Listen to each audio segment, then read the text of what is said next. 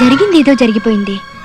దాన్నే తలుచుకుంటూ జీవితం అంతా కుమిలిపోయే బదులు మీరు కూడా వేరే పెళ్లి చేసుకోవచ్చు కదా.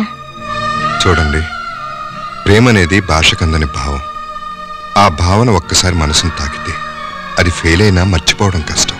అంటే లవ్లో ఫెయిల్ అయిన వాళ్ళంతా వేరే పెళ్లిళ్ళు చేసుకుని సుఖపడ్డం లేదా? సుఖపడ్డం వేరు, సంతోషంగా ఉండటం వేరు. లవ్లో ఫెయిల్ అయ్యి వేరే పెళ్లి చేసుకున్న వాళ్ళందరినీ సంతోషంగా ఉన్నామని గుండెల మీద చేతులు వేసుకుని చెప్పనండి. చెప్పలేరు. ఎందుకంటే 100 ఏళ్లు గడిచినా ఆ గత ప్రేమ తాలూకు జ్ఞాపకాలు మనసులో ముళ్ళులా గుచ్చుతూనే ఉంటాయి. మనసులో పుట్టిన ప్రేమ మట్టిలో కలిసిపోయే వరకు పోదు. నిజమే, కానీ ఒక్క మొక్కకి ఎన్నో పువ్వులు పూస్తాయి. ఒక పువ్వు రాలిపోతే ఇంకో పువ్వు పూయడం లేదా? కానీ రాలిపోయిన పువ్వును తిరిగి అతికించగలవా?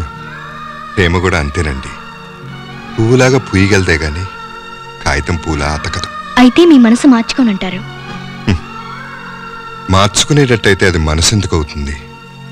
మర్చిపోయేటట్టయితే అది ప్రేమ ఎందుకు అవుతుంది? ఇదే మీ సమాధానమా? కాదు, ఇదే నా నిర్ణయం. ఈ నిర్ణయం మీకు బాధగా అనిపించవచ్చు, కానీ నాకు మాత్రం ఆ బాధ కూడా ఆనందంగానే ఉంది.